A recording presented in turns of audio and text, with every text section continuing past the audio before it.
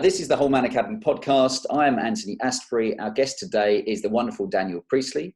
Daniel is an author, speaker, father, CEO and co-founder of Dent Global.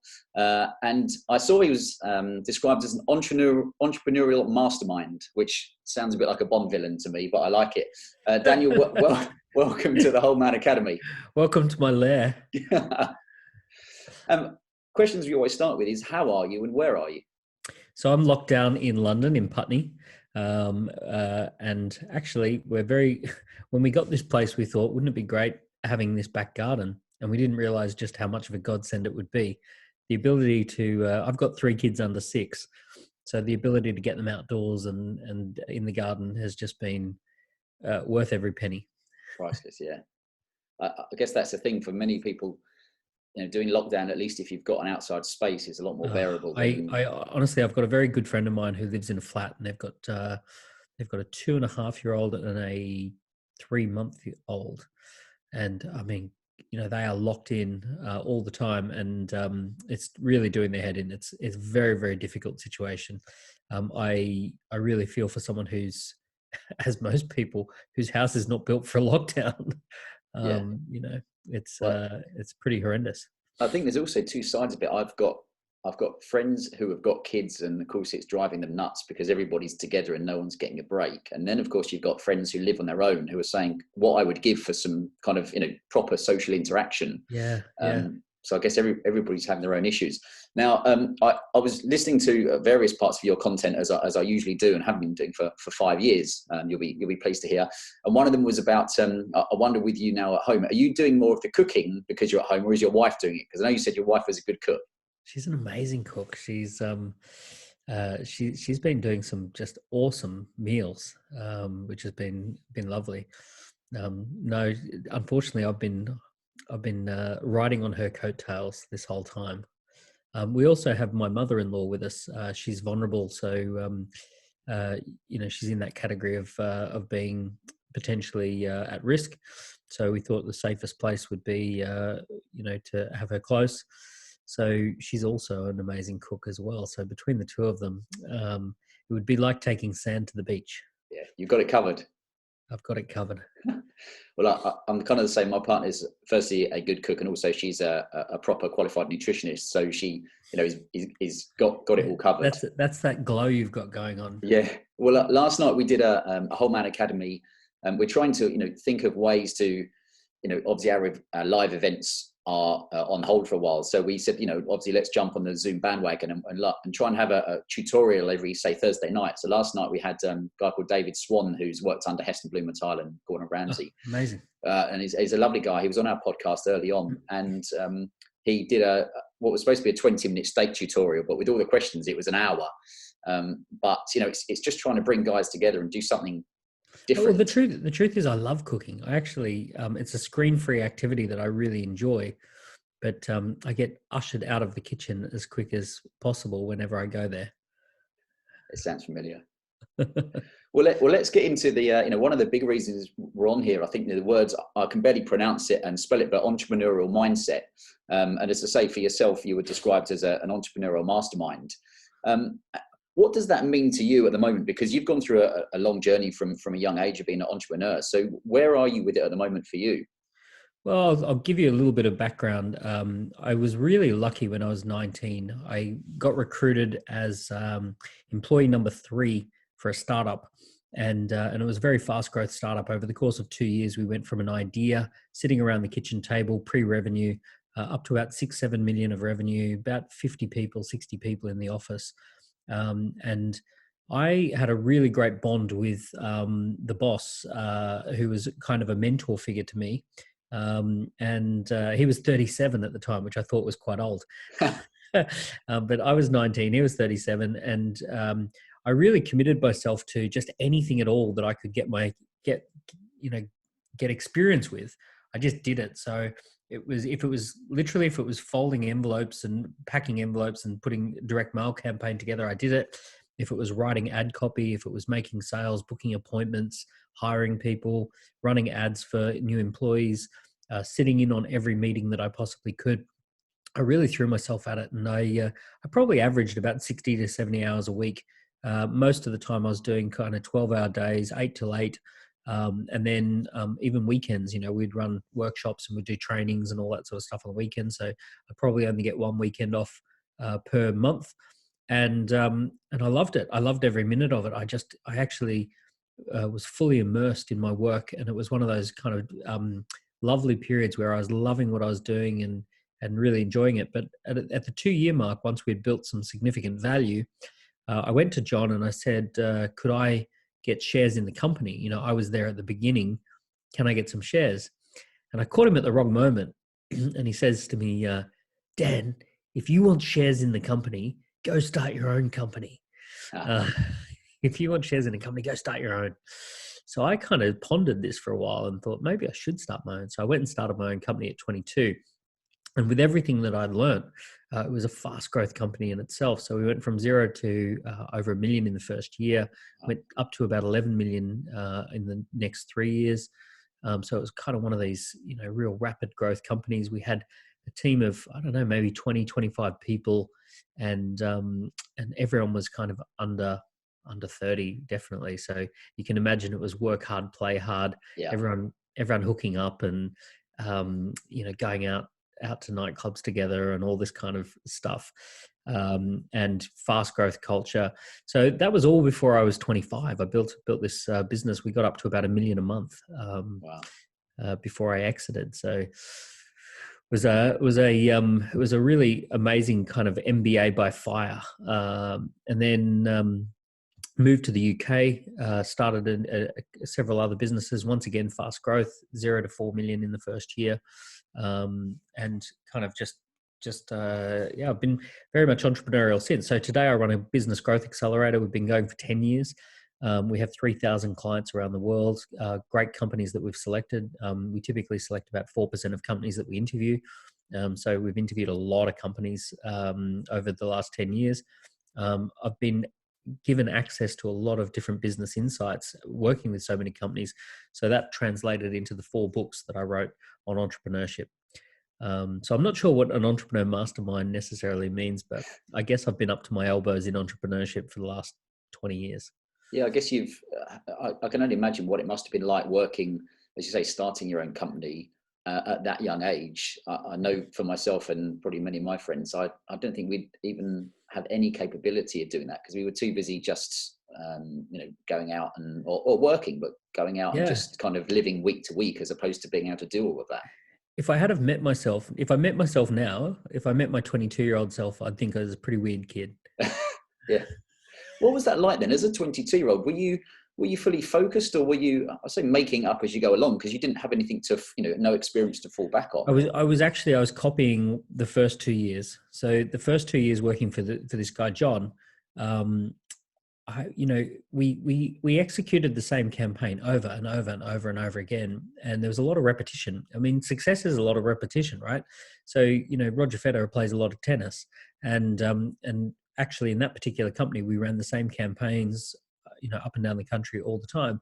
So I was actually just copying what I'd been taught, and I was working with a proven set of metrics and ideas around that business. I didn't start a vastly different business. I started almost exactly the same business. Yep. I went in competition really. Okay. And I copied the formula. No, it was very intense, very focused. One of the first things I did is I rented a 4-story townhouse. Didn't know how the hell I was going to pay for it, but somehow they gave us the lease. I rented this 4-story townhouse, and I made the top floor bedroom, and then the rest of it was at the office. And basically, so I lived and worked in this big house, and we had 4 people on day one who joined. I started the company with 3 people working on the team straight away, and basically it was from minute one. It was live and work, same one and the same, and work hard, play hard. Party, sell, market, deliver, all of that. How did you kind of keep your feet on the ground at that young age when you're obviously making some decent money and being so so busy, as you say, living the work the whole time? Two things. So fast forward a couple of years, and number one, I didn't keep my feet on the ground. I was a bit of a jerk at times, and I made some real mistakes around, thinking that I was bulletproof. And number two, I was so immersed in it that I didn't really have time to stop and compare to what else was going on in the world. So, for example, when you go through really rapid growth, you don't end up watching the news, you don't watch television, you don't watch series, you don't socialize with anyone outside of work. In 2005 was the busiest year, and we did 274 promotional events with an average of 300 people. So we, you kind of do the maths on that, and it was, it was 4 or 5 a week or something like that. It was just all the time, just constantly packing up, setting down venues, airports, hotels. But yeah, you're right. Look, at 24, I bought myself a BMW X5, and I bumped into my old boss who had fired me from a pub years earlier when I was 18, and I was a real jerk to him, and kind of rubbed his nose in the fact that he was still working in pubs and I was now driving a BMW X5. I guess that's a good. I always think back to the guys he did earn that though. He really did. Yeah, maybe deserved it. Scott was a proper jerk. He was a real nasty guy. Where is he now? Do you stay in touch with him at all? Or? No, it was a great story though. He fired me really unsanctimoniously. He was really nasty about it, and he fired me with a big smile on his face. And then years later, I pulled up in front of this club with me, my girlfriend, and about 3 of her friends, all dressed glamorously, and we walked in. And he didn't really recognize me because I've just rocked up in this BMW with these girls, and I've walked in flanked on both sides by beautiful, gorgeous friends and my girlfriend. And we walk through, and he's on the front door as like standing in for the bouncer. Right. And he's like, "Hey, how you going?" Not recognizing that I'm that kid that he fired really nastily. And then about 3 or 4 minutes, his eyes connect with mine, and he figured out who I was.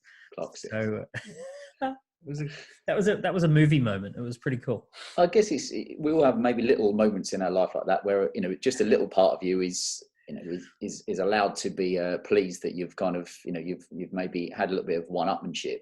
Yeah, exactly. And what was it like for you when you moved to the UK? Well, I'd never been above the equator. I'd never really traveled. That was one of the reasons I came to the UK, because I'd been so Australia focused with that first business that I wanted to travel. And everyone in Australia just goes to London, bases themselves in London, and then travels around Europe. And rather than actually doing that, I couldn't help myself. I started another company and got off pretty quickly. So I think we did either 2 or 4 million in the first year, but it was something like that. And 2006 I arrived. 2007 we must have done about 2 million, then 4 million in 2008, and then 2009 we got absolutely hammered by the global financial crisis. Yeah, and went from 4 million down to 400 grand. So we got 90% drop in revenue off the back of the financial crisis. So it was kind of like a start from scratch kind of moment. Sounds very familiar at the moment for a lot of people. Yeah, absolutely. But it was interesting coming to London. I didn't know what to expect. I was quite surprised by the amount of chimneys. Yeah. I arrived in a really hot 2006, summer 2006. It was sweltering hot. I lived in a little flat with no air conditioning. I cannot imagine being locked down there if I had been locked down in that. If I had arrived at this particular moment. So that, I guess, bringing you up to, that was 2009. Is it 2010 that you co-founded Dent? Yeah. Yep. So, and how did that come around? So part of my business had been hanging out with people who had written lots of books and who had built successful companies, dragons from Dragon's Den, and people who had built multi-billion-dollar businesses, and we would have them as speakers at our quarterly campaigns, and I watched and saw just how much buzz they would create and how effortlessly opportunities came to them. And if they wanted to fund something, they could often come up with an idea in the morning and have it funded either that afternoon or the following day. I saw that sort of stuff going, and I had this thought in my head that, like, unless you're that kind of a person, you're really not going to, the speed at which they can execute is phenomenal, and the number of talented people who want to work with them was phenomenal. So I wrote a blog called "Why You Need to Become a Key Person of Influence in Your Industry," and it got like 20,000 views. It was well read blog, and I talked about, having worked with these people, these are the things that they do differently to normal people. They're very good at pitching. They publish content. They have products and services that they sell behind the scenes that makes the money. They have an elevated profile, and they have partnerships in place. They do joint ventures and deals, and they create a lot of partnerships. So is that your 5 Ps? That's the 5 Ps. Yeah. And then basically a lot of people said you should write the book on that. So I did. So I wrote the book in 2009-10, released it in 2010, and we basically made it the manual for the accelerator that I was launching. So we launched the Key Person of Influence Accelerator, and then that has emerged into what is now Dent. And now we've kind of got 3 accelerators that we run globally, where we've got offices in Sydney, in Toronto, in London, got clients in the US, in Singapore, Dubai.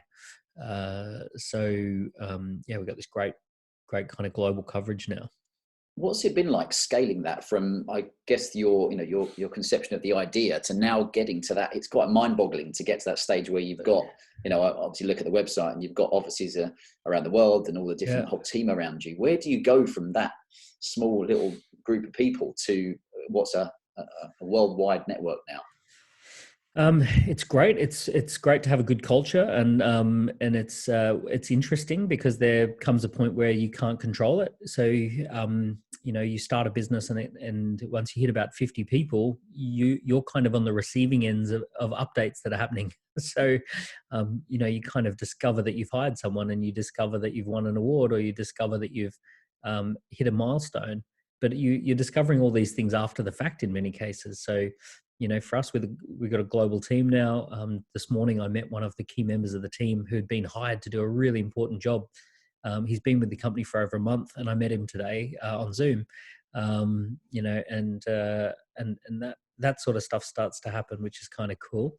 And you hear about client case studies and client stories and all of that sort of stuff, and it's like, oh wow, that's really, really cool. I didn't know that was going on, right? So I guess is that part of the fun of it when you've got that big team there? It's not, when you're a small team, it's just you and a few people doing everything. But now it takes on a life of its own, and it's kind of like as a parent when you discover that your kids can do stuff that you didn't know they could do.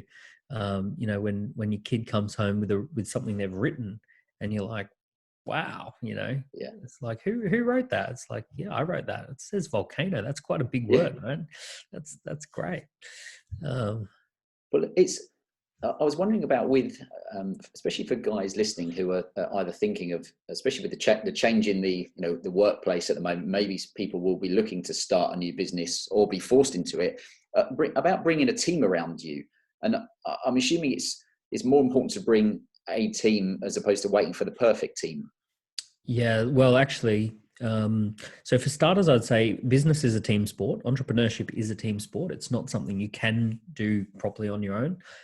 You can be self-employed, which is all on your own, but self-employment tends to have the worst attributes of a business without the best attributes, and the worst attributes of a job without the best attributes. The big payoff for being self-employed is essentially you get to keep the money that would normally go towards an office. And you also get to save a bit of time on the commute. So other than that, it's pretty much the worst of both worlds. Business entrepreneurship is very much a team sport. The founder gets way too much credit and actually doesn't create as much value as they get the credit for. It's mostly a team that's delivering the value and creating the value together. It's the nattering between team members that creates a lot of the value and solves a lot of the problems and deals with a lot of the awareness. So I've always started businesses where day one we have a team. So pre-revenue, we're working together as a team. I've often thought about starting a business is a little bit like robbing a bank, I would imagine, that you kind of get the team together first and you sit around having pizzas and beers, talking about what might work, what might not work, what are the strengths in the team, what are the weaknesses, what do we need to achieve, how would we know that it's a good time to get started, and you're nattering away for, for maybe weeks. And then there comes a moment where you go, actually, I think we can get away with this. This would be great. So you go off and one person's got their job and the other person's got their job, and you go and execute your plan. And that's actually what it feels like with a good startup. A good startup is a lot of nattering, a lot of big, drawing papers and whiteboards and, sort of, well, how are we going to solve this problem? And, why hasn't anyone else been able to do this? Or can we find an example of a company that's done that well, print that out, put that on the whiteboard?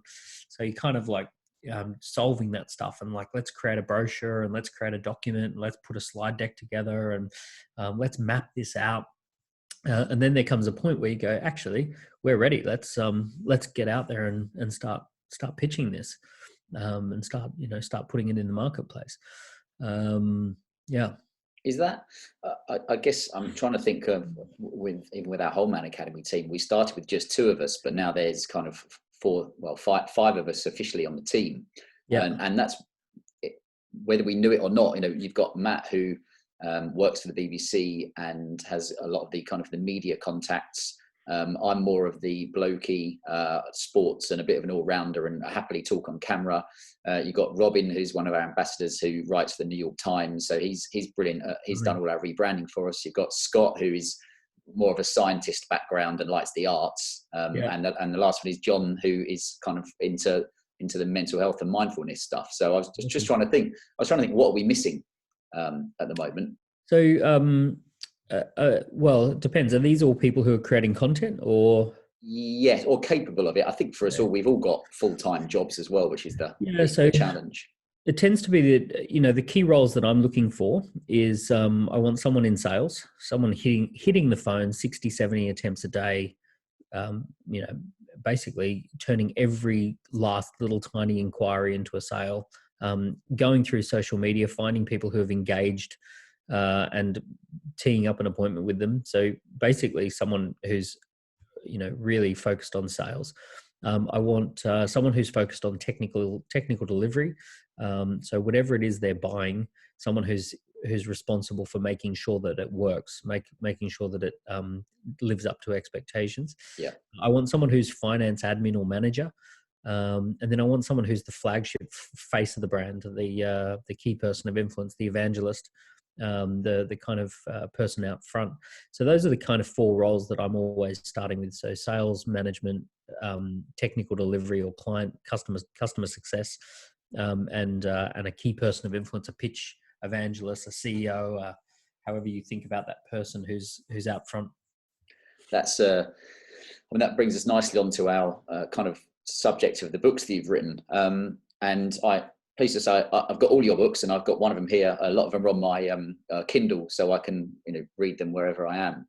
And I remember back when I first read The Entrepreneur Revolution, and it was such an eye-opener, because for a lot of us, I worked in the city, and you were an employee. You got told how much holiday you could have, and you did what you were told. But even then, I could see that it's not a technical term, but computers were taking over what we were doing. Yeah. And at some point, if you didn't have something else to fall back on, you were in a lot of trouble. Yeah. And that was my big realization when I read that book, and it was a bit of a game changer for me. Just on that point, yeah. What's happening in the world right now is, we're all on lockdown. Whenever you do anything differently for 21 days or more, you form a new habit. So the new habit is work from home. The new habit is Zoom meetings rather than physical meetings. And at the moment, everyone thinks this is so cool, right? I get to work from home. I get to do all my meetings on Zoom. This is really, really cool. The danger is that the next logical progression or the next logical step is that you could be anywhere in the world.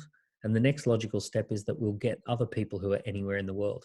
So when you think about a lot of people who are working happily in London right now, and they're very high paid and their income is proportionate to London lifestyle, they're going to fight. Let's say they're on 120,000 a year. There's going to be someone who's equally as qualified, who's awesome, who's great, who can do Zoom calls, and they're going to be on 60 grand a year. Yeah. And then there's going to be someone who's got a master's degree who's in the Philippines, and they're going to be on 40 grand a year. And they'll speak, perfect English, and they'll have detailed knowledge and insights. And, as soon as we've formed this new habit, everyone thinks, oh, this is great. But it's a double-edged sword. There's a counter trend to this coming. And the counter trend is what happened to blue collar jobs in the 80s is going to happen to white collar jobs in the 2020s. So it's worth being that entrepreneur. You don't want to be sitting around being told what to do for very long, because it's only a matter of time before the top people think, actually, we could save a lot of money just having people on Zoom calls anywhere. Yeah, I guess that's that. My other worry with that also is, even if you had a business, a big business, but you realize that you can run it via Zoom so everybody can stay at home, it's about, therefore, you lose the energy of having the people face to face. And I met the editor of Golf Monthly at a private kind of luxury watch event a few weeks ago, and he said they'd moved their offices, and from when they were originally in London, you cannot replicate having that guys all guys and girls all around in a room in a table throwing ideas at a wall to see what sticks, as opposed to being, he said he found it frustrating going from kind of Zoom call to Zoom call and email to email. Yeah, a bit of the magic's lost, but you can get people together, right? If you want to have that magic 1 day a month or 2 days a month, then everyone can do that. It is going to change. It's going to change things. There's no going back the way things were. We are living in a very different world. The 80s was different to the 70s, and the 90s were different to the 80s, and the 2000s were different to the 90s. Yeah. So the 2020s are going to be different. We got some big tech coming, some really big technology. 5G is not just faster internet; it's a complete game changer. It's like a laptop compared to a typewriter. A lot of different capability that a typewriter just doesn't have. So 4G is fast internet. 5G is a lot more than that. And that's going to change the way we live and work in a big way. How's things changed for you with Dent? I mean, along with what's happening with the virus around the world at the moment, but also with 5G, how will that impact on the actual kind of running of the business? Well, a very basic level is that, one component of 5G is very fast internet, which makes capability to deliver things in a very different way. So, for example, delivering something on Zoom, it opens up different ways and different methods of delivery. So one of the things we've just been pioneering is that when we're delivering workshops with our clients on Zoom, we actually have a team of experts sitting in the chat answering people's questions in real time. So people are throwing questions in, and I've got my team in the background copying and pasting links. Check out this, if you want to know more on that, check out this video, download this template. And like the speed of like collaboration, it's a different form of collaboration, but we're pioneering different ways of doing it. We're building a platform at the moment that's tracking a lot of data with all of our clients monthly. We're building accountability systems, so it badges them and bugs them. Have you done this? Have you done this? Have you done this? On track, off track, done. So we're just building the systems that allow us to deliver a different experience globally. Now, we're not harnessing the power of 5G yet in any meaningful way. When you start thinking about 5G, for example, the difference is that this is carrying a computer on you at all times. 5G is living within a computer. So essentially what 5G does, I'll give you an example of capability. You'd be walking down the street in Oxford Street and you just make a gesture and say, I'd like to get an Uber home.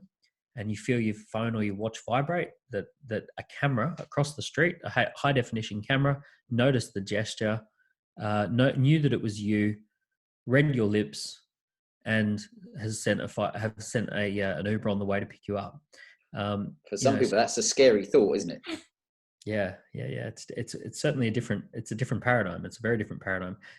You'll see things like walking out of a tube or walking into a tube. You won't have to check in. It'll already know who you are. So you just walk straight in and your watch or your phone will vibrate just by walking through it. And it won't be that you cross any physical thing. It'll just be a high definition camera that picks up on everyone who's walking through and immediately cross-references them and scans them in.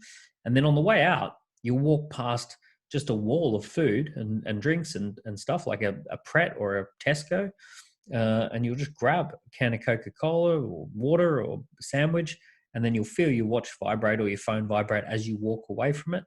And it'll just be that cameras have picked up that it's you and that you've grabbed a sandwich and it was a chicken and salad sandwich and it's £3. So it's just debited it from your account.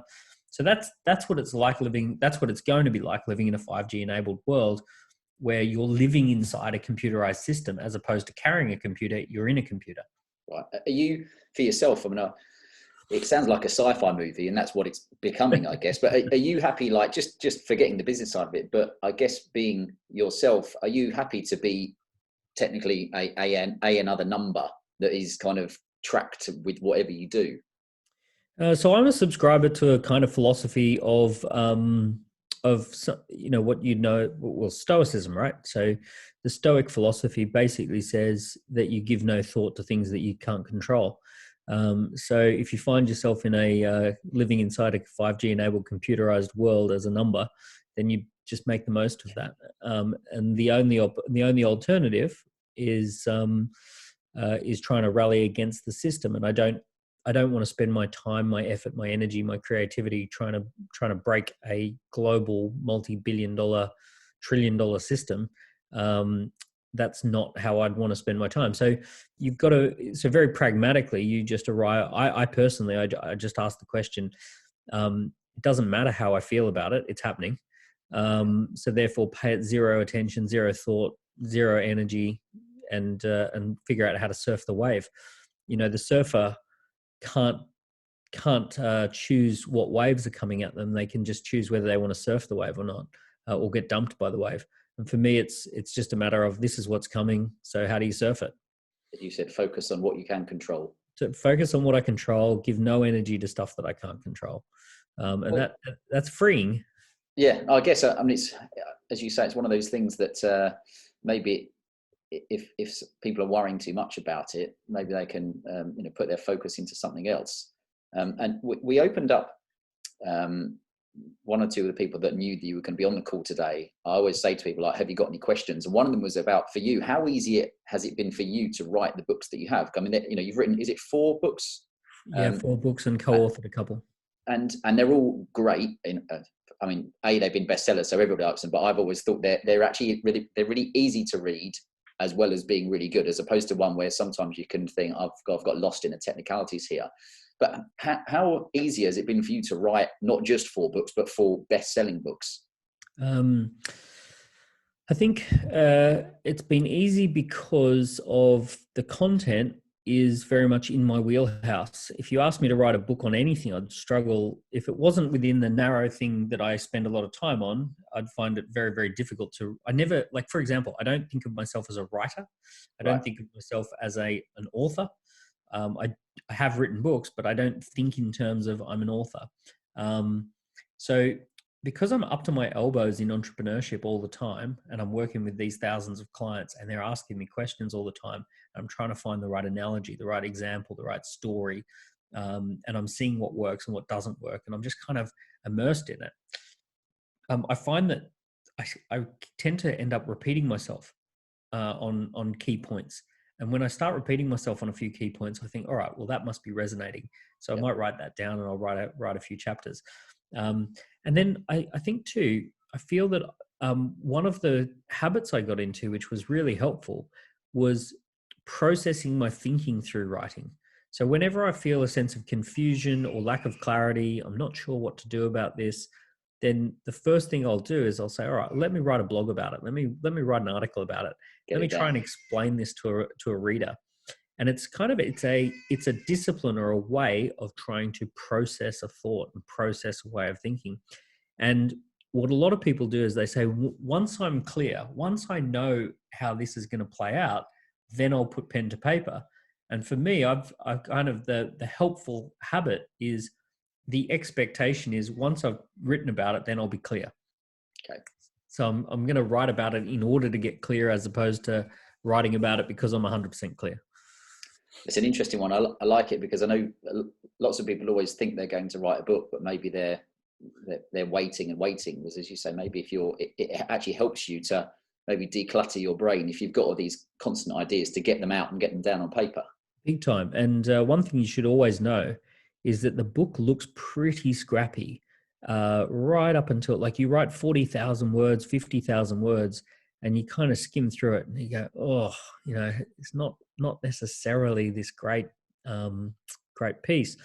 And actually, it's the editing process that brings it together. So when you work with a third-party editor, someone who's a really good editor, then they go, look, you've kind of repeated yourself here. Let's cut that out. You've kind of made this really long sentence when all you're really trying to do is say that. So let's just cut out the middle of the sentence. Let's put some brackets around that. Let's put in a big asterisk here. You need a story here. And then they send it back to you. And the most delightful thing, what happens when you've written a book is you write about 45, 50,000 words perhaps. And then it comes back to you and it's 33,000 words. They've cut out thousands and thousands of words. A good editor chops it right down and you go, oh, that sucks. All of those. All that good work. Yeah, all of that has been cut out of the book. So suddenly you kind of have this, this sucks. And then you go through and you see where they've said, can you add something here? Can you add something there? And you start editing, you start bringing it up and it comes out at about 40,000 words. But it's when you see the edited version that you go, oh, this doesn't suck as bad as I thought. I imagine that happens with movies, that you capture a lot of footage and it's kind of in roughly in a sequence, but then when it's edited, that's when it becomes a movie. You've described perfectly. We're in the middle of working on one of our online courses, and the first draft of it, one of our guys who showed me, it's great, but there was so much to it that it gave me a migraine. And actually yesterday I saw it for probably a couple of weeks on, where it's, as you said, it's been condensed and what have you, and it was in a beautiful kind of, just 5 points and explained.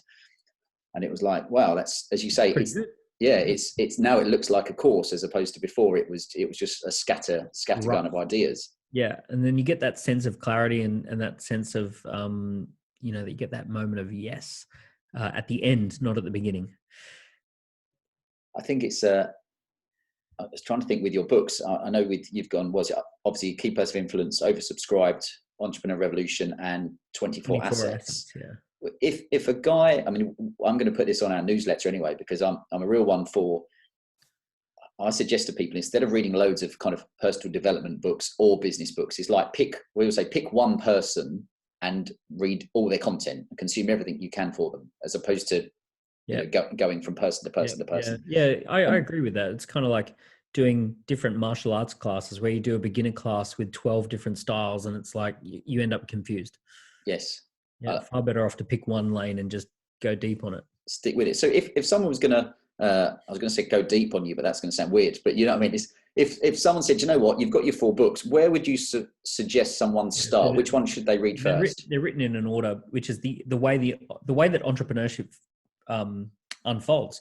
So Entrepreneur Revolution is very much about spotting an opportunity, developing the entrepreneur mindset, putting together that first few team members, putting together those first product ideas. That's that book, Entrepreneur Revolution. And it kind of sets the scene as to why you would even want to be an entrepreneur in the first place. So that's book 1. Book 2, once you've got your value foundation, there's a challenge in Entrepreneur Revolution called the Chaos Challenge, and it stands for a concept, audience, offer, sales. And it's like, once you've proven your product and you've proven your value proposition, now you want to become seen as an influencer in that space. So your key person of influence comes next. Once you're seen as a key person of influence, it's very easy to run campaigns and promotions and scale up a bit, which is oversubscribed.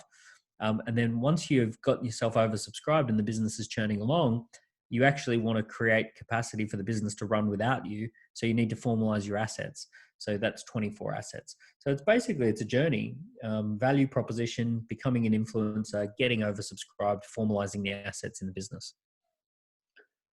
I'll make sure we put that newsletter in that order. And I think it's such that the 4 books can be so powerful for people. And I've taken so many lessons out of each of them. One of them I remember from when I first read it was just one of the lessons about make 3 calls. Yeah.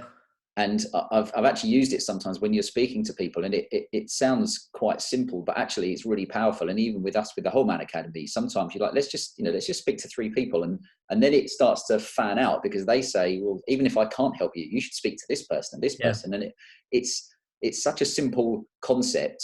Can you kind of explain it to the guys listening? Yeah, it's trying to avoid overthinking things and just sort of getting some contact with the marketplace. So it really comes down to the story in the book is that I had this idea at 17, 18 that I wanted to run a nightclub party, and I wanted to host this party for people who couldn't get into a nightclub. They're too young. So 14 to 17-year-olds. What if during the school holidays on a Tuesday night when the club is closed, what if we ran a nightclub party? And it was just an idea.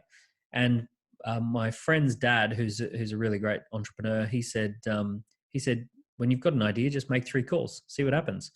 So I thought, okay, first phone call, I'll ring a sports shed, and because I knew this sports shed down the road, and I thought, let's start small with a sports shed, and I rang the management there, and they said, look, we've run parties before, it's always a disaster, it never works out, no one has a good time, it's not designed for that.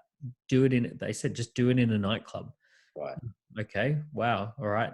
So I thought, okay, I'll call up a nightclub. So there was a nightclub that we used to go to all the time, and I rang them up and asked to speak to the general manager, and said, look, we're a nightclub promotion company. We run underage nightclub parties, and we've selected your venue as one of the venues that is on our shortlist of venues. Would I be able to discuss with you putting on a nightclub party for 14 to 17-year-olds during the school holidays? And he goes, yeah, you can discuss it. Do you mind faxing me through a proposal first? And I said, yeah, sure. I've got a proposal in the office, but I'm not going to be in the office for another day or two. So I'll just send it over towards the end of the week. He went, great. Thank you. Bye. And I pick up the phone. Dad, what's a proposal? So it just makes me laugh how but again, it's those little things you could have said, oh, well, no, I'm not sure. I might have just say like, yeah, I can take care of this. You'll find a way. We'll sort it out. And if not, he'll forget about me pretty quickly. But it was great because, that led to running a great nightclub party. The same thing, someone said, oh, you should do radio advertising, get some ads on the radio. Maybe the radio station will give you free ads. So make 3 calls, right? So we rang the radio station and said, look, we're running a nightclub party. Do you want to have sponsorship rights, the naming rights to the party? And it'll cost $4,000 worth of ads. And they went, yeah, we'll do that. Come in and have a chat with us, talk to us about it. And we'll, if it sounds sensible, we'll give you some ads and we can be the name sponsor. And sure enough, they did. And we ended up with a great deal where we had $4,000 worth of ads. And we had a free venue because of the ads. And we ended up first party made, I don't know, maybe $5,000 in a night. Next party made $12,000 in a night. I ran 6 parties that year. And I probably made 50 to 60 grand of cash, off the back of these parties. It was, a lot of people would be happy with that at the current year, let alone all those years ago. Yeah. 1999, I think that was. Yeah. But what I like about that is it sounds a simple concept, but a lot of people could do well in implementing that with a lot of their problems in life, let alone whether it's to do with business or not. Just make 3 calls. Yeah. And I guess now also you've got and the rule is you can't call people Okay, that's the important bit. As in the 3 calls you're not calling 3 friends to see what they think. You're actually trying to make some contact with the actual market. So, ring 3 people and see if you can sell it. So you're not calling your mate and saying, what do you reckon of this? You're making 3 calls to see if you can actually advance the idea. And I guess as you're doing that, you're kind of getting out of your comfort zone, and it's only going to expand your network, isn't it? Yeah, exactly. And the other trick to it is to make the calls as if it's happening. So as opposed to, hey, I've got an idea, can I run it past you? We're doing this. We're looking at ways to get it done. It's happening. There's something that I call with or without you energy. It is happening with or without you. It's going to happen. But we're just going to, I just want to talk about whether it should happen with you or someone else. You've got a nightclub. We're going to run a nightclub party. It's going to happen with or without you type thing. That's the energy. Not that you would overtly say that, but the whole energy is we're running a nightclub party. We're looking for a venue. Just wanted to run the concept past you and see whether you're a good fit. So we're always trying to, with the Whole Man Academy, have, not just in our podcast, but give guys just little nuggets that memorable, because we could, go through hours of content of all these specific things you should do. But you want sometimes the simple things that I've remembered from, I read that 5 years ago, and it stuck with me, and I've used it myself. One of the questions where we asked people was, what was the most fun book for you to write? I enjoyed writing Oversubscribed. It was lots of stories in Oversubscribed, and I kind of captured fun stories like going to Nikki Beach and the DJs and the champagne and kind of the dancing and all that sort of stuff. And I was just capturing a lot of fun stories. Key person of influence was a funny story to write. I went wakeboarding in Singapore, busted my knee, and then had to catch a flight to Bali. And I had this torn cartilage in my knee from landing badly on a jump. And I ended up checking into a resort in Bali and being essentially immobile. My knee was massive and swollen, and I just had to ice it and get. I was going to get back to the UK, and then this volcano went off, and all the airplanes got grounded. Right, because the ash cloud. Yeah, this Icelandic ash cloud that stopped all the planes from going. So in that week, I think I wrote 15,000 words, and I was just sitting in this resort, and I'd kind of shuffle my way out onto this place overlooking the pool and have them bring me food and pina coladas, and I was just writing, and I belted out like 15,000 words plus, or 20,000 words, and it was just kind of broke the back of the book, and it was kind of cool to do it that way. So apart from the knee situation, it sounds ideal, to be honest. It's pretty idyllic, yeah. Well, with that, so let's say you're planning on writing book number 5, and would you then for yourself say, right, I'm going to try and write it in a short amount of time and go away and kind of, I say, isolate yourself, which most people are doing. It's whether you like it or not. But would that be the way you would do it? Is say, do you know what, I'm gonna block out X amount of time and go and just get it done. For me personally, I need to have a few 4-hour to 5-hour sessions. This is what works for me. There's a few little writing tips that I've got. So number one, I create a playlist of trance music, and I only put about 10 songs on it, and that jogs my memory or kind of gets me in the writing zone very rapidly. I put my headphones on. There's a beginning track that is a above and beyond track that's kind of got an interesting kind of intro, and that when I hear that music, I immediately go, bang, I'm in writing mode. That's what I got to write. I'll make myself a plunger of coffee, and I'll sit that on the desk, and then I've got my mind maps of what I want the book to look like, and kind of I've got my drawings here. I've kind of mapped it out, got all the key ideas, and then I've plugged that into my writing. I use a writing software called Scrivener, where you keep all the key ideas down the side, and then you can kind of write, and if something doesn't fit, you just cut and paste it and throw it in a different idea. Right. But for me personally, to kind of break the back of it, I need like 4 or 5 hours of just uninterrupted sessions, maybe 2 or 3 of those, to get up to a critical number of maybe 12, 15, 16,000 words, that then I can go, okay, I've got the working guts of this. I can pad it out with stories from here. I can, I can kind of go deeper on some of those ideas. I can throw something in, but the guts of it is kind of the core components of the book are all in place. And then I run deep on all of those. After I've done that, half an hour here, an hour there, I can chip away at it. And the other one is to make sure you tell your family that I'm just doing a writing session. I got my head in it. I'm just going to put a do not disturb on the handle.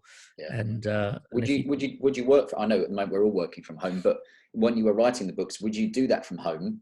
Because as I say, you've got you've got a big family, but you've got a little family running around. Yeah, exactly. My best writing has always been on airplanes, like long flights. At one point, we were launching Singapore and Tampa, Florida, pretty much simultaneously, and I was basically doing 8 hours over to Florida, and then I'd be back for a little bit, and then I'd do 13 hours out to Singapore, and then I'd be back. So I would just have a rule with myself: no movies, no food, nothing until I've belted out 4,000 words. So I would make sure that every flight was a 4,000 word flight, and then I can do what I like after that. I can sleep, I can watch a movie, but I got to get in the zone and Yeah, that was my agreement with myself. Just get those 4,000 words done. Do you remember those days when we used to be able to fly places? Wow. Do you remember the days where like a scandal was like that someone had put a pin in a strawberry in Tesco or something like that? Yeah, that was kind of global news, world, national news. It would get blown up because there was Do you, nothing else do to you talk about. remember? Do you remember those days where there was Australia was all on fire, and you thought, "Wow, that's going to be a defining moment for the year." Yeah. It's Well, like that's just the entree. it's interesting because at the moment, if you watch the news, there isn't any other news. Yeah, and also in your social media feed, everything is coronavirus and lockdown and all this Yeah. sort of stuff. Well, Yeah, actually, you're right. That it's interesting. Obviously, our co-founder Matt is a BBC News editor, and when we interviewed him on the podcast, he said he knows that his colleagues wouldn't mind him saying that you shouldn't watch the news. yeah, Maybe, and his point is not to say you shouldn't at the moment, for the point of we need to continue to maybe have some information about lockdown. But if you just checked in with the news once a day, if you went to the BBC website and scanned it for 15 minutes, you'd know everything you need to know. The news, I hate to say it, and no disrespect to any news people, but the news, they love it when there's actually something happening in the world to talk about, because most of the time they have to make some story up and kind of make a bigger deal of it than possible. But when you've actually got real stories unfolding, man, they can do so much with that. It's like a weightlifter who's been lifting heavy weights, suddenly having to lift something light. These news editors, they've been turning nothing into a story for years. Nothing happened. Oh, we've got to come up with something around that. And then something happens. Man, they can really, they can bench press the hell out of that. So they can blow it up and have, death, disaster, people dying, people suffering. It's global, it's pandemic, it's World Health Organization. Trump is picking a fight with the World Health Organization. It's like, what more would you want if you're a news person? But once again, getting back to stoicism, do you have any control over any of this? No. Yeah. Then live your own fucking life.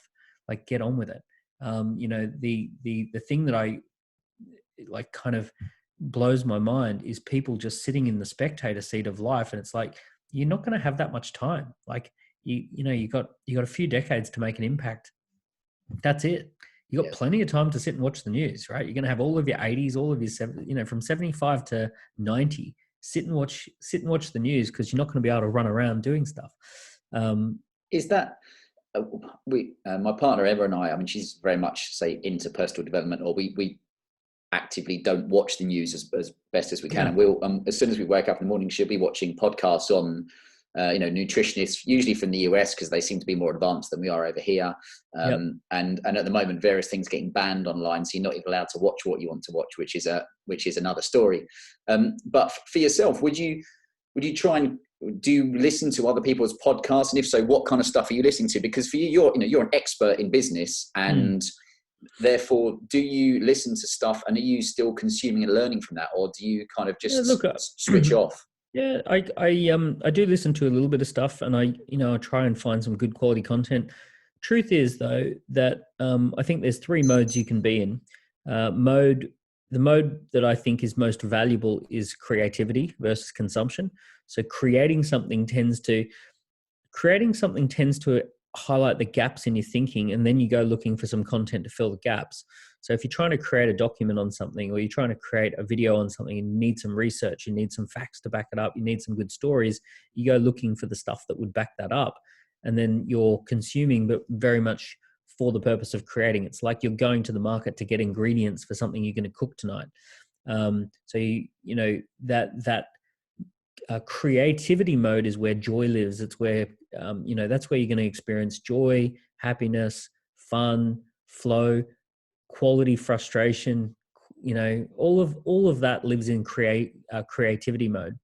Consumption mode is just, and honestly, I don't even delineate all that much between news and personal development podcasts. You're just consuming stuff, consume. The third mode is silence. And just resting the mind. So giving yourself time to mentally wander. The thing that most people are missing more than anything at the moment is just silence. Just let your mind tick. Give it time. Give it space to tick. Don't feel, people used to have an idea on the toilet, but now you're sitting there watching something on the toilet. You used to, I've even been guilty of it since having a waterproof phone. I've actually checked a message while I'm in the shower. Yeah. So I've seen my phone buzz. I've grabbed it while I'm in the shower. I've leaned across, grabbed the phone because it couldn't wait. Right. Yeah. And I'm even checked a message in the shower. Recently, I've been doing a couple of things that are helpful. I make sure that I charge my phone and all my devices in my office, and I don't put them by the bed. So the first thing when I wake up in the morning, I'm not tempted to just go and start checking something. I can just wake up and let my mind drift. Yeah. And then the other one is I've been getting into the habit daily of going for a walk without my phone. So I go for a 20, 30-minute walk and I don't have my phone in it, because it used to annoy me that I'd be walking along. I'd have an idea and I'd think, oh, I better Google search that. I better do something, Yeah. and rather than having the idea and letting it ruminate, you're straight into consumption mode. Just so react. these devices are built to get you consuming. They're not built at all to get you creating. That's a byproduct. But creativity, I find, is where joy, happiness, and energy comes from. Consumption actually wears you out. When you consume and consume and consume, you'd think it would be amazing to have 12 cars, right? I know people who've got 12 cars, Ferraris, Porsches, and all this sort of stuff. They spend all their time tinkering with these damn things. They're forever breaking down. They're forever this.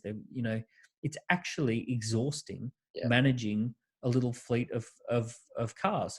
And it doesn't bring them joy anymore. It brings them joy for the first couple of months when they get a new one. They're addicted to that new month. And then they'd actually be happier having no cars and just having space. Yeah. Well, it's funny you brought that up, because we spoke to a really interesting chap called Chevy Ruff, who was probably our longest podcast we did, which was about 2.5 hours, and he was good value all the way through. But we spoke about being okay with solitude. Yeah. And as you said, just going for a walk on your own, and it's good to hear you admitting that it is hard, because we've had it, even though we live in a nice quiet area of the countryside. It's like, my phone's over there, I can't leave it, because what if I get an Instagram, Twitter, WhatsApp, text message, one or two of my emails, blah, blah, blah, blah, blah. Like, what if I miss one of those? Yeah, exactly. And it used to be, what's crazy is it used to be, it wasn't that long ago. My first several years in business, you had a mobile phone. You didn't use it all that much. All it did was make calls and texts. And it was, the big game was Snake. And for a long time, it was just this thing that kind of was around, but it didn't consume you in the same way. You had your laptop and you had your phone. And if someone needed to call you, you'd call you. Often you left your phone in your briefcase, or in your bag. You didn't even sort of carry it on you. That was the good old days. I know. It's like anything. I guess mobile phones are brilliant for some things, and as you say, they can be a hindrance because you're kind of spending so much time on them. I remember having the Ericsson little flip down phone, and that all that did was a pathetic text and a call. Sometimes I'm like, wouldn't that be great now, just to go back to that? Mind you, people built multi-billion-dollar businesses and they only had that phone. People achieved a lot. People won gold medals and did extraordinary things with just a laptop and a phone. And one thing that is so rare these days is just silence, solitude, isolation. Even in lockdown, even in isolation, we're filling our days full of things. And sometimes it's those moments of silence that you get your best ideas. I'm always shocked but not shocked that when I meditate, I get a great answer to a problem that I didn't even know I had. Like something just surfaces and it's like, oh wow, okay, cool. An awareness, and just creating the space for an awareness to bubble up. When did you start or have the realization that creating that space for a bit of kind of quietening your mind was beneficial to you? It was around early 2010s where one of my older mentors, a guy who's in his late 60s, he just said, all the joy in life comes from creation, not consumption. I was asking him about what's it like to, have this, have that. He a very wealthy guy. He said, honestly, it all requires management. It's exhausting having stuff. And actually, the most happiest I've ever been. He said to me, I'm happiest when I'm on the road and I've got one suitcase and one briefcase, and I don't have any stuff. All of it's behind me, and I was like, yeah, okay, fair enough. And then I started noticing this everywhere. Because I've always had friends who are very wealthy, and I've got friends who are, you tend to meet I know a lot of people, so I've met guys who have a wife, kids, mistress, and it's not making them happy. It's not actually fulfilling much for them. It's actually pretty exhausting and sucking the energy out of them.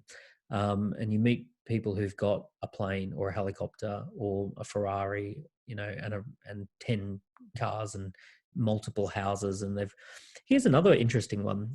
Around the same time, a friend of mine who's got huge house in London, massive house on the side of a cliff in Spain, massive ski in ski out chalet in the Alps.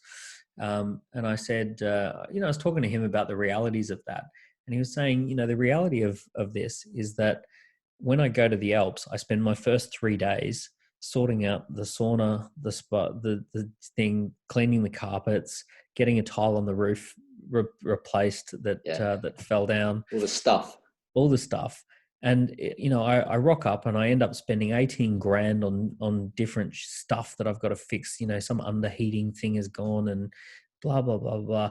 I don't enjoy going to the snow anymore. He goes, the reason I bought it is because I came to the snow with all of my friends. We rented this big chalet. We all arrived. We had an amazing week.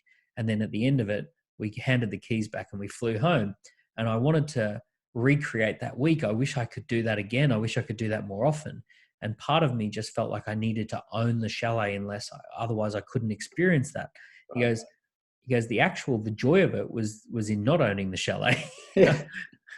in the turning up and doing what you want to do and leaving. Yeah, the sauna is someone else's problem. I guess it's another one of those kind of lessons for people that might be listening, that sometimes, what you aspire to have, or the old saying, be careful what you wish for. I know with people that have had, either supercars or the boats and what have you, that is it the saying, that the happiest day was the day you bought it and then the day you sold it. Yeah, maybe there's 3 or 4 in between. Yeah. Well, that leads me on to what do you do for fun?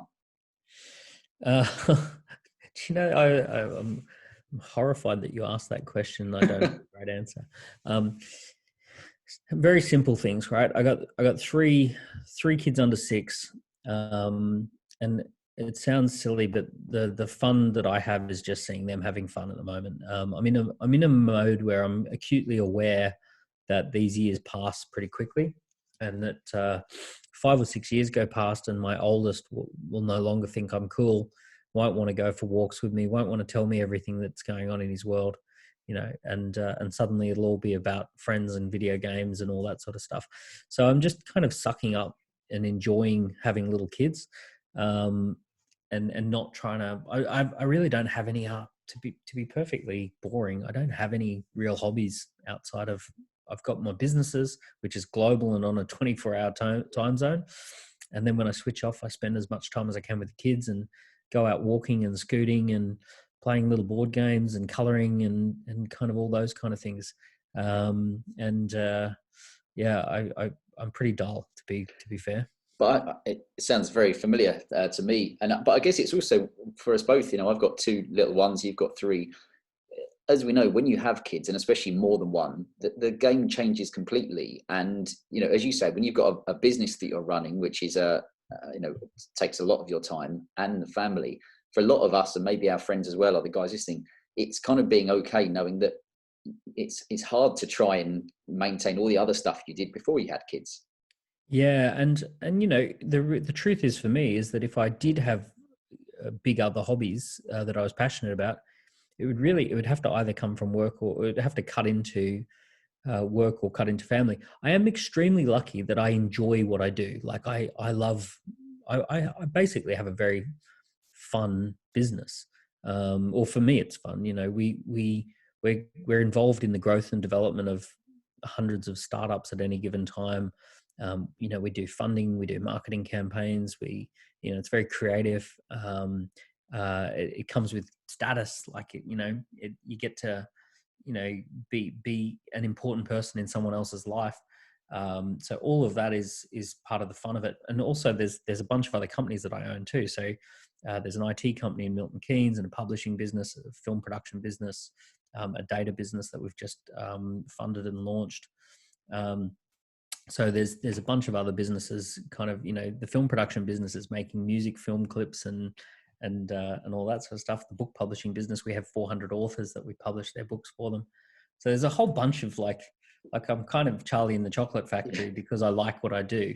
How do you keep on top of all of that? I mean, for a lot of people, if you've got one company, it's a lot to deal with. But if you've got all that going on at the same time, for you personally, is it having the great team around you? It's having a really great leader in each business. In each business you need a number one and a number two. So you basically at all times have to make sure that there is an amazing number one and number two. If you look in the military, everything is broken up into sections of 8 people with a corporal, lance corporal, who lead a team of 6, and that's actually not a bad little model. So you've got your corporal, your lance corporal, who run the business. You don't need to know the 6 or the 7 or the 8 or the 9. You just need to know the lance corporal and the corporal. And basically every business that I'm involved in revolves around having a really good number one and number two. And then being a servant to them, a servant leader, resourcing them. What do you need? Do you need funding? Do you need clients? Do you need marketing campaigns? Do you need to talk something through? And sometimes a good number one and number two don't need anything for weeks at a time, and sometimes they need a lot, all within a few days. But ideally, just to be a servant leader to the talent. I wonder with that also, how much of it comes into the importance of mentorship, and like whether for you've had the mentorship over the years yourself, or now you're not just you, but your company is obviously mentoring other people. Yeah, so I think I've benefited from having great mentors, I'm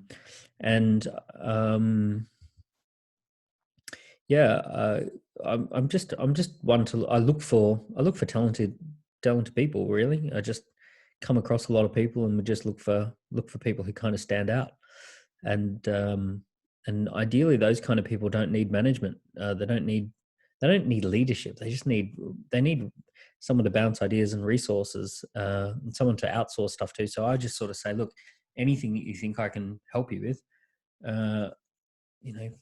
let's get on with it. What's the? I was going to say with Dent. What could you pick the one biggest success story of a company that you've helped scale? Well, we got lots. Rob Gardner's a great story. He now, he started with us when he had. He showed me his goal sheet the other day from 2012, and he wanted to basically become a global business with hundreds of employees, and he's done all of that. He's built an extremely valuable business. He's exited from the business in terms of his time, and he now sits on the board of a FTSE 100 with oversight over 100 billion worth of funds. He's one of the top fund managers in the country. Chief investment officer. He's only 40. I think we started working with him when he was about 33, 34. And he's recorded video testimonials for us and all that sort of stuff. One of the companies that we invested in and took a stake in just sold for 45 million after a few years in business. So it was great that they were having issues at a top level, at a board level, and they decided to go for an exit rather than growing any further. But they went from 0 to 45 million pretty quick.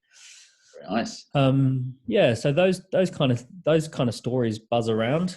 We've had a number of our clients exit or partially exit to private equity firms, and go over to Silicon Valley and grow their business, and all of that kind of stuff. Mind you, that's not the focus of what we do. Most of our clients want a lifestyle business. They want to build a team of 3 to 12 people, leveraging digital assets and media. So we have a lot of those clients. Very small number of clients want to build an exitable business. one of the clients that was fun. They've been in business for 15 years. They had a goal to sell for 2.1 million. I said to them, "You're not going to sell for 2.1 million. It's almost an impossible amount to sell for, because it's too big to be small, too small to be big. Right. So no small business can pay 2 million. No big business will pay 2 million. So you're going to have to sell for north of 5 million." They went, "Oh, it's going to take us another 15 years." I said, "No, it'll take you about 15 months." And sure enough, 15 months later, they sold for 5.3 million. Do you think you helping, just, I guess that's what a lot of people need, is just having someone like yourself who can, bit of perspective, yeah. Yeah. And is that then changing their mindset of thinking their business might only worth 2 million, to say, well, actually, in not particularly long time, you can over double it? Yeah, so a lot of people don't. Your winning strategies often become your losing strategy. So in the early stages of business, doing everything yourself is a great winning strategy, keeps costs down, gives you insight into the whole business. But very quickly, doing everything yourself becomes a losing strategy. Becoming an influencer in your space is a winning strategy, attracts talent, lots of people to the business. But very quickly, you become the bottleneck. So your winning strategy becomes your losing strategy. Yeah. So you gotta learn how to monkey vine through the forest, letting go of one thing and grabbing another thing. And it was just one of those classic situations that one of their winning strategies had become their losing strategy. And as soon as we got them out of their own way, so to speak, the business very quickly released a bunch of value. And it was the way that we also pitched it, and some of the assets we put in place, some of the stuff that was in their head had to be documented. And also thinking like an acquirer. So someone who buys a business, they only really care about three things. And essentially, if you line up to those three things, then you sell the business for a lot of money. What are the three things? Yeah, they care about the team. So in particular, an acquirer tends to want 30 plus, 40 plus people, because any one person becomes a small point of failure, as opposed to a 7 or an 8 person business. Right. One person is a 15% point of failure.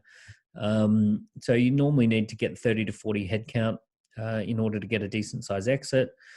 You have to have some proprietary assets, something that they can't create themselves, something that feels like it would be difficult to create self. So they need to feel that they're buying an asset, something that's of unique standout value. And then predictable revenues and profits. So the ability to actually forecast and say, these are the levers that you can pull to increase revenue and profit. And this is the predictable nature of the revenues and profit. And there's several ways that you can express that. Either it's subscriptions, repeat purchase, or independent studies and analysis. So independent reporting. But ultimately, they're looking for an asset that has predictable revenues and profits, and a team that's going to stick around and run the business. And if you get those three things right, then you tend to sell for a lot of money. It's such a lot to think about. It like just gets your brain firing in all different directions. I was thinking it's one of these podcasts where you'd need to listen. You can't listen to it all. You need to listen to a bit and let your mind, have a think about it. I've been lucky enough to come to one of your big events, which was in London. I'm trying to think what the venue was, but in a big amphitheatre, as it were. Those were the days, yeah. Yeah, when we all actually sat close to each other. And what I loved then was you were talking about obviously how important pitching is in business and in life generally, I guess. And you made us all get up and go and pitch your kind of, for us, it was the Whole Man Academy to 3 people. And I'll tell you what I thought was great about it is that a lot of people go to seminars, or let's call it personal development, and the one bit you all hate is you want to just sit there and be like, yeah, you just tell me how to do everything. But actually being made to get up and move around was great. One thing that I remember was a light bulb moment for me was you said, and sorry if I get the number wrong, but I think it was the average age of the kind of entrepreneur is either 41 or 42. Yeah, about 42 is the startup year. The average age of an entrepreneur who starts a company that goes into the millions is 42, and the average age of the exit is, I think, 57. So the Mark Zuckerberg, the 22-year-old who can code, is extremely rare. It's the exception to the rule, not the rule. There are so few Bill Gates, Mark Zuckerberg stories. They're kind of like once a decade, one business, one time. is that kind of you know, that kind of person. Yeah. And it just doesn't make the news. When a 42-year-old starts a business, grows it over the course of 15 years and sells it for £9 million, that's not a stop the press moment. No one, it's like, well, good for them. Yeah. But Moving on. Yeah. if you go and talk to a wealth manager who manages lots and lots of people's wealth, and you ask them what is the typical kind of age that someone comes into money if they're not from a wealthy family, it's kind of like mid-50s. And it's always an entrepreneur who started their business at like 39 or 41 or something like that, and then they ran it for 15 years and then got themselves a decent, whack of cash. I think that's we've looked at the numbers of, let's say, primarily the guys that listen to the podcasts, and probably about 40% of them are guys between 27, 34 or 35. And I guess the hope that you'd give to those guys is that, if you're in a job, like I know lots of people are, that you may be thinking you want to try and start something, but it is a scary prospect going out on your own. Is that, if you're in your mid to late 20s, you're still ahead of the curve if you start taking action. Yeah, you're slightly too young statistically. I think there's two periods of time where it tends to be that you can go start a business, and it tends to be that you either start one pre-kids, in your 20s, because you can always fall back on flat sharing and all that kind of stuff. Yeah. Or you tend to start one in your 40s once your kids hit a certain age where they're kind of out the house and they're self managing, and you might have a spouse who's got their income sturdy, or you might have a little bit of savings, or you might have just clocked up enough experience that you go, actually it's not risky. Great business ideas don't necessarily feel too risky if you've got the right people. Like, look at what you've done with Whole Man, right? You've got 4 or 5 people who are extremely experienced in what they do. No one's rushing out quitting their job straight away. They're actually just getting the thing off the ground. Yeah. It's a bit of a side hustle. It's a bit of fun. You've signed a deal with David Gandy. So hence, you're getting a lot of validation from the marketplace, and it's kind of like, well, this isn't risky. This is, when you're getting that kind of validation, it doesn't feel necessarily hugely risky. So yeah, look, there's no necessary, I don't think there's necessarily a particular right time or wrong time to start a business. It shouldn't necessarily be that you want to start a business. It should be that there's something you want to do, and the best way to do it is through the vehicle of business. It's kind of like saying, I really, really, really want to be driving on the highway. Why? Because I want to get somewhere, or I want to do something, or I've got this idea that I want to express. Okay, well then I guess you'll need to drive on the highway. It's kind of, the business is just a vehicle. It's there's certainly no badge of honor in being an entrepreneur. Most of it is it's just, a lot of it's dirty work, right? Especially when you're starting, you're picking up phones and you're calling the IT department, which is you. Yeah, you're learning at a rate that I think for me, as when I was an employee, of course, exactly that. When you sat in front of all your 4 trading screens and you had a technical issue, you phone up someone and say, "Come and deal with this immediately." Yeah. And now when the printer breaks, guess what? Guess who's dealing with it? It's I have to get my own coffee, actually, which is outrageous as well. I just wondered for yourself also, how important is it to pick something? I mean, you just hit on it there about finding something that you enjoy doing. I mean, I love dealing with the Whole Man Academy stuff, and it's not work to me, even if I stay up all night, which I feel like I am sometimes, because it's really enjoyable. Yeah. But how important is that if you've got someone coming towards you that says, I don't exactly know what I want to do yet? There are 3 things that are equally important, and you're trying to find an overlap on these 3 things, which is, number 1, that you enjoy the work, that you can tolerate the work, that you can tolerate it, you can enjoy it at times, you can geek out on it, you can, you could happily read books about it, you could talk about it for a while, you could write 5,000 to 10,000 words about it. That there's enough of a passion there. I'm not talking about like, nothing that I do is on the level of snowboarding down a mountain. Like, if I'm snowboarding down a mountain, that's the peak experience. Yeah. If I go scuba diving on a coral reef, business pales in comparison to those kind of moments. If I'm partying at a great nightclub in Bali, you know, then that's way more fun than running a business. Yeah. But you don't sit there and say, oh, I should open a nightclub in Bali, or I should go and set up a scuba diving academy, or I should go and start a snowboarding shop in the Alps. That, you know, that's a hobby. And hobbies are more fun than work. That's the point of a hobby. So you're looking for something that you're passionate about, but not necessarily, you know, off your head about. Number two, you're looking for a problem that needs solving in the world. And this is what brings the reality down to the business, which is business is valuable because it solves a problem that people can't solve for themselves, don't want to solve for themselves, haven't figured out how to solve for themselves. It's either going to be complex, horrible, undesirable, yeah, or, very, very difficult. It's going to be a problem that others can't easily solve for themselves. If people can solve it themselves, then, like there's not a great industry around boiling pasta for people, right? It's something that you can do for yourself. Like it's got to be a real problem. The bigger the problem, the more money there is in solving it. Some of the most successful entrepreneurs that I know run pest control businesses. They run clearing junk away from building and construction site businesses. Yeah. Like not very sexy stuff, but it does the job. Yeah, it's a problem that someone wants to pay to have solved. Yeah. And then the next one is the return on investment for solving that problem? Like, can I quantify the ROI so that people want to spend that? Because your pricing structure, your ability to charge for something relates to your ability to express the return on investment for solving it. If I told you that if you stick £1 million into this, it will give you £2 million back very rapidly. Well, okay, well, I'd be open to figuring out how to get £1 million to stick into it, right? Yeah. Theoretically.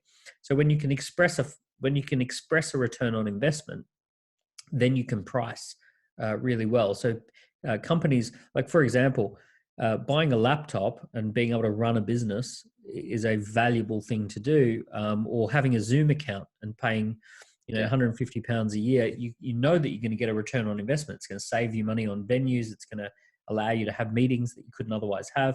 So there's a return on investment. So you basically have to triangulate my passion, the problem that I solve, and the people who are willing to pay for it.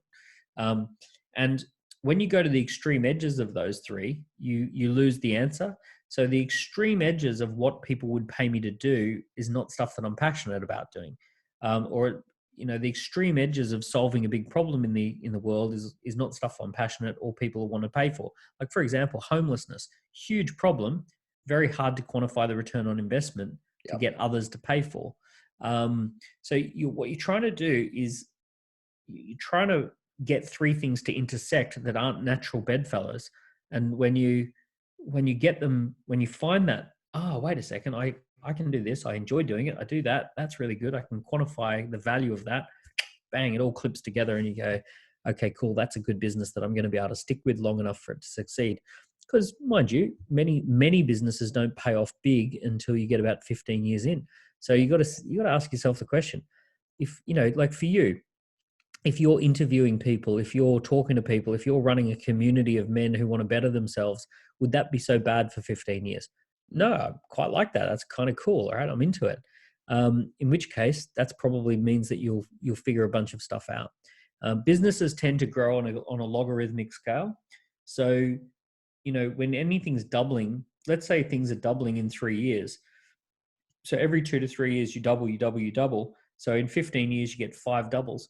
Well, as you know, with logarithmic scale, the final double is actually worth more than the first 4. Mm-hmm. Right? In 5 doubles, the 5th double is worth more than the first 4. The 6th double is worth more than the previous 5. The 7th double is worth more than the previous 6. So the payoff tends to be the final double. Yeah. And it's only when you get to that last, it's quite extraordinary. Like, our business is now kind of going from 6 to 12 million in that jump. And it's funny because when you get to like 12 million, 1 year's worth of revenue is worth more than the first 10 years combined or 5 years combined type thing. So it's that's where you get the big payoff. But you have to be just as committed to going from 200 to 400, 400 to 800, 800 to 1.6, 1.6 to 3.2, 3.2 to 6.4. You've got to do all of those doubles in order to get the last double where the payoff happens. That's got my brain going again. This is the problem with talking to you.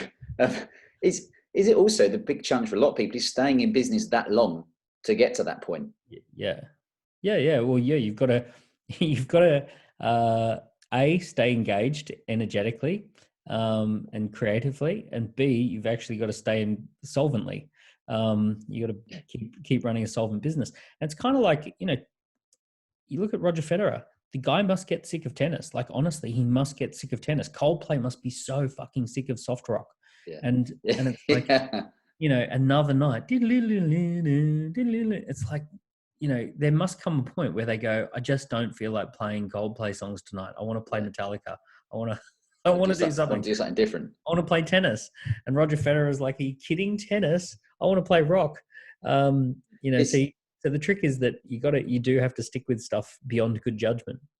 It leads me on to also, I was thinking about for you with your little ones, and a lot of the guys listening will have kids, is the entrepreneurial mindset. How do you develop your child? It sounds like you're pushing into help them develop an entrepreneurial mindset so they don't grow up thinking that, like a lot of us did, you have to just go and get a job.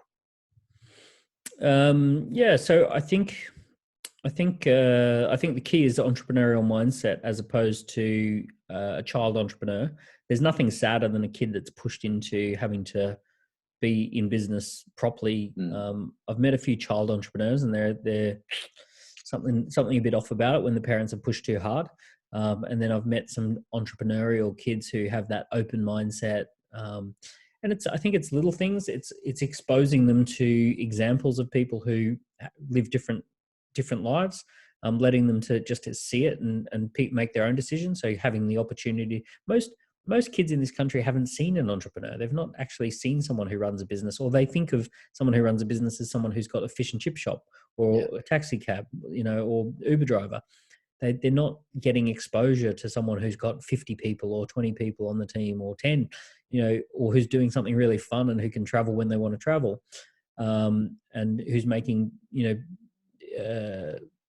reasonable money while having a good fun time and being free. It's also then recognizing that a lot of the lessons that you learn in school are categorically the wrong lessons, and discussing that with kids. So, and discussing that there's context, right? So in the context of a classroom, outsourcing your homework is a bad idea. But in the context of running a business and succeeding in life, outsourcing your homework is essential. You absolutely have to find the kid who's good at maths and get them to do the maths homework. That is exactly how you succeed. Speaking up, coming up with a brand new creative answer that's different to the answer you've been told is essentially innovation. That's a great thing to be doing.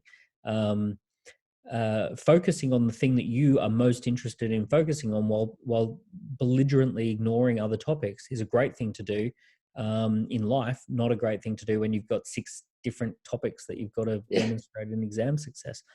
And then taking the pressure off and saying, look, it's really not going to matter if you score highly on all of these subjects. What will matter is that you find one subject you want to run deep on, and that you can figure out who you know enough to know who's good at the other topics. Those kind of things. The other thing is just explaining how your brain works. So I've got very young kids, but they've already learnt to distinguish between having a reptile moment, having a monkey moment, and having a visionary moment. And one of the things that I'm really into with my kids is when they're panicking, when they're having a tantrum, that we don't accentuate it. We actually just take a moment to breathe, and we just take, when they're ready, take a deep breath. We do this little activity of take a deep breath, take a deep sigh, take a deep growl, take a deep fluff. A deep fluff is where you go, right? And they, they kind of go through this, and by the time they've gone through these 4 little things, they're back to, calm. And then with my older one, I actually say, when you get upset like that, you know that you can just take a deep breath and you'll be able to calm down and you'll be able to think more clearly. And yeah, cool. And we do like a little 2-minute meditate sometimes before bed or in the morning, just to kind of start that practice. But isn't that great? I think if you're helping a child, I think, in the long term, by just doing those simple things that mean that they'll be used to doing that by the time they're in their teens, as you say, just the little rituals you might be doing can be really helping them. The other one too that I think is important is not speaking negatively about work. Mm-hmm. So little things that most parents say, I have to go to work. Sorry, kid, I've got to go to work. I can't play with you. I've got to go to work. I have to go to work. So I always say to my kids, I'm going to work. I'm going to have a lot of fun. I'm going to play. I'm going to create stuff. My oldest has asked me, what do you do as a job? And I say, I create things. Mm-hmm. And he goes, oh, like drawings? I said, yeah, sometimes drawings. And like books, yeah, I make books. And like videos, yeah, I make videos, I create. So what I do each day is I go off and I create things. And he's like, oh, that sounds fun. Sounds good. Right? One day I want to go and create things, and I say, for me, I learned at school, I learned how to create things. And then I go out now and my work is creating things. And it's fun. And sometimes I meet people, and sometimes there's music, and sometimes there's, fun things to do, and there's people to meet. And he's like, oh, wow, I really want to learn how to, like, I'm looking forward to that. So he's not building a negative association to this idea of work. Yeah. His idea of work is that you go off and you create stuff. It's another little gem, I think, of, again, for, I know, selfishly for me, but also, for the guys listening who have got kids or at some point do have kids, just those little things you can do that can really help.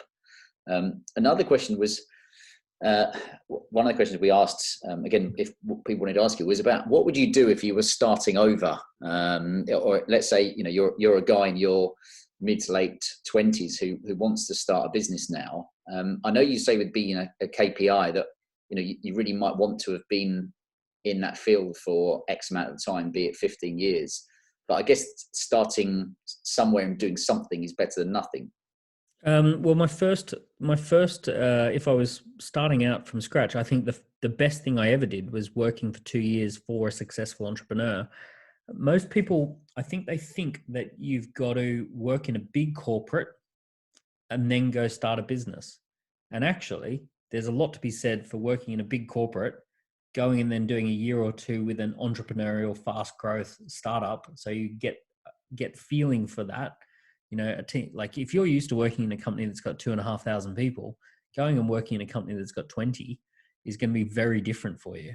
Yeah. Literally working day in, day out with the founder, and seeing what decisions that get made and kind of having visibility of the whole company, is going to be, one of my team members who's in finance, in the business. She was saying that her and her friend that she went to university with, her friend works for a big corporate, has no idea really what they do. She's responsible for like entering, receipts that start with a 1 and end in a 4. That's her whole job, right? And basically outside of that, really has no idea what the company does or how it makes money or anything. Whereas she said that she feels she made the best decision ever working in a small by comparison business. Because she says, I understand what we get for our marketing budget, and I understand how we came up with why we're going to use that venue over there and why we use this software. So I have visibility across the whole business, and if I'm confused about anything, I pick up the phone and talk to the CEO, or send a Slack message. Whereas my friend, would have to go through 3 layers of command before getting a sensible answer about why we do what we do. So one of the first things I would really encourage anyone is don't have to make a complete leap into your own business. You could do a year or 2 in a startup business. You probably earn more money in that first year doing that, and you'll learn and get paid. Yeah. Be ruthless in choosing a great option if you're going to do that. Like, go and find someone who genuinely inspires you. They've got the lifestyle you like. They're doing things that you like. They've, perhaps it's more holistic as well. They've got a family, if that's what you're into. They've got the fitness, if that's what you're into, and they're managing to make that kind of life work. It's incredible to spend time up close. The thing that was amazing for me at 19, and this kind of takes us back to where we started, but that first day working for John, he's 37 years old, and I turned up to his house, and it was this humongous designer home on the water, on the river. And I remember this big door, and it slid open, and there's John, and he's just dressed casually, and he says, "Come on through." And we walk around, and there's his side of the house where his office is, looking over the pool. And he has 3 kids, and he's got this beautiful home, and he's got, I meet his wife, and she's lovely. And I think to myself, this guy, he's like, good. Yeah, he's kind of like how I want to be one day. Yeah. And he was fun, and we had a half an hour to talk, and we ended up talking for 3 hours, and we, just had good chemistry. And it was that 2 years working closely with John that basically set up, what was a pretty fast start to my career. And there's just no way I could have done any of the stuff I did in my 20s, or, by just kind of figure it out on my own. It certainly does.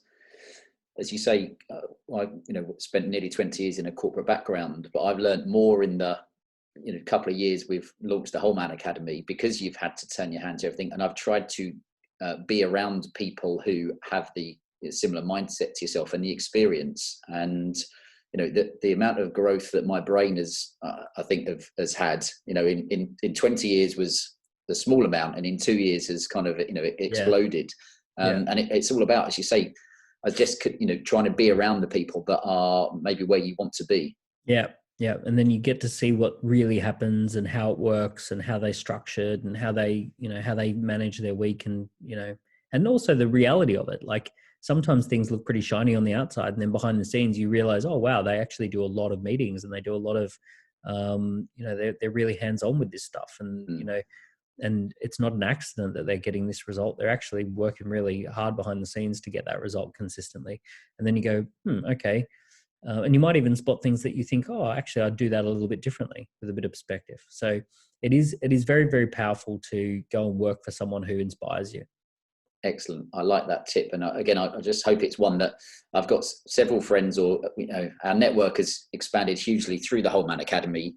And, even with our Instagram, which I say we've only got 1,300 followers, but a lot of those are people that we know. So as opposed to having random accounts, it's with all the events we've had, 500 guys come to our events, and now the online stuff and the podcast. So we've got such a great network of guys, but a lot of them will often be one of their big challenges saying, I want to do something different. I'm not particularly fulfilled. What should I do? And now I would say, well, guess what? I've spoke to Daniel Priestley, and he said, an option would be to go and go to a startup or something like that and see what you can learn. Yeah, do 12 months at a startup would be a great place. See what comes up. Well, I appreciate you've given us already over an hour and a half of your time. So just to tie up, and I literally could. The hardest bit with you, Daniel, is what to not ask you, because we could go on to each book and spend a couple of hours. And when I say that, it would be absolute good quality. We're not talking about it would be time well spent for people. But my last question would be for you is, what kind of one piece of advice would you give to a guy how to kind of do life better? I would say, in many ways, do the things that you. How do I put this? Marcus Aurelius, in his writings, his Stoic writings, he talked about showing up like how he should show up, and not how he wanted, not how he felt on any given day. He said, what is expected of an emperor in this situation? And then he showed up and he did that, even though he didn't feel like it some days. And we live in a time where authenticity is this big word. It's like, oh, you got to do what you authentically want to do, and all this sort of stuff. Well, sometimes your inner world leads you astray, and sometimes your inner world is full of nonsense that got there by watching too many YouTube videos. Yeah. In many ways, do the thing that you're supposed to do is actually not a bad way to do the thing that serves the most people, that adds value to the most other people. It tends to come back. So, be the father that you think objectively would be a great father, even if it doesn't feel like that in the moment. Be the type of leader of your company that you would want to work for, even though you feel like walking in and mouthing off about something that happened. And even though you feel like sharing your burden with your team because you're trying to mentally work through something, shut up about it. Be stable, be solid, listen, do what's right for them. So it's about, in many ways, it's doing the right thing, doing the thing that is objectively the right thing to do, as opposed to what you feel authentically you should do. Because sometimes authentically, I mean, we're guys. What do we authentically want to do? Fucking nonsense. Like, we want to get out to all sorts of dumb shit. So if you want to lead a better life, in many times, park authenticity and do what you're meant to do. And actually, it tends to lead you in the right direction. Make solid moves. Lovely stuff. I think that's one that we can meditate on as well. How best? I mean, obviously we'll put your details in the show notes. But how would if the guys wanted to kind of get on board with either had any questions for you and or get involved with Dent and the accelerators you do? What would be the best way to get hold of you? So the books are on Amazon. They're always a good place to start. The online scorecard is cool. The Key Person of Influence scorecard, and you just have to search Key Person of Influence scorecard. You can email the team, info@dent.global. You can follow my social media stuff, Instagram and Twitter and LinkedIn and all that.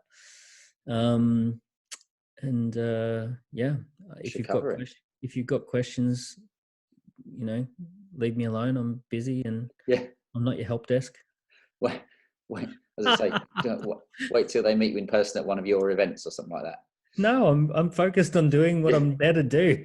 Leave me alone. When will your events start up? I mean, for all of us, is it now you've just had to put them all on hold?